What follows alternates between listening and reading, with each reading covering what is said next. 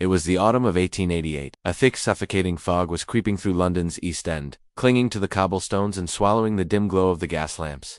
The streets were a maze of narrow, twisting alleys, where every shadow held a secret and every night promised danger. But no one, not even in their darkest nightmares, could have imagined the horror that was about to unfold. A phantom was about to emerge from this gloom, a killer who would carve a legend of terror, leaving behind only fear and a name that would echo through history: Jack the Ripper. It all began on the last day of August.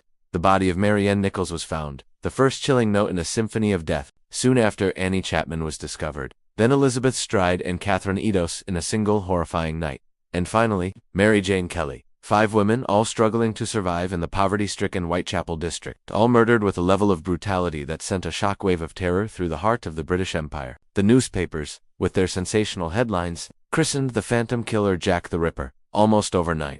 The simple act of walking the streets after dark became a terrifying gamble. The city held its breath, wondering who would be next. Then, the letters began to appear.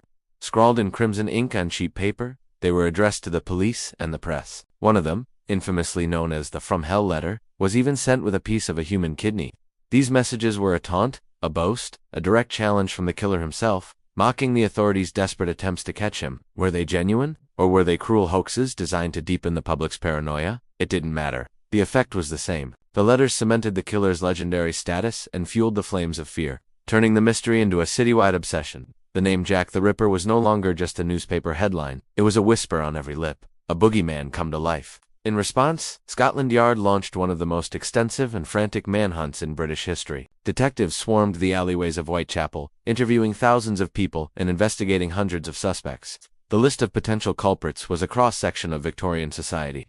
Doctors and surgeons with anatomical knowledge, butchers and slaughtermen accustomed to blood, foreign sailors passing through the port, and even whispers of involvement from members of the aristocracy, including the royal family itself. But every lead went cold. Every promising clue dissolved into the London fog. The killer was like a ghost. He knew the labyrinthine streets intimately, appearing and disappearing at will, always one step ahead, as if he were part of the very shadows he hunted from. For over a century, the question has haunted historians and amateur sleuths alike: who is Jack the Ripper? The theories are as numerous as they are fascinating. Was he a skilled surgeon, whose precise, gruesome work on the victims suggested medical training? Was he an insane artist, a frustrated aristocrat, or even a police officer, using his position to evade capture? Some have even suggested he was a she-vengeful midwife, dubbed Jill the Ripper. Yet, despite modern forensic techniques and countless investigations, not a single theory has ever been definitively proven. The Ripper left no reliable fingerprints, no credible witnesses saw his face, and his reign of terror ended as abruptly as it began,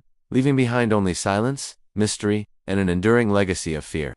To this very day, the true identity of Jack the Ripper remains one of history's greatest unsolved mysteries. He vanished without a trace, melting back into the fog from whence he came, leaving behind a chilling collection of questions and a story that continues to terrify and fascinate us. His 5-victim spree lasted only a few months, but the nightmare he created has lasted for generations. And perhaps the most unsettling truth of all, a lesson written in blood on the streets of Victorian London, is that sometimes, evil has no name and no face. It's simply a shadow that walks among us. Thank you for joining me on this journey into one of history's darkest chapters. If you find these mysteries as compelling as I do, make sure to hit that like button, subscribe to the channel, and ring the notification bell so you don't miss our next investigation into the unknown. Stay curious, and stay safe.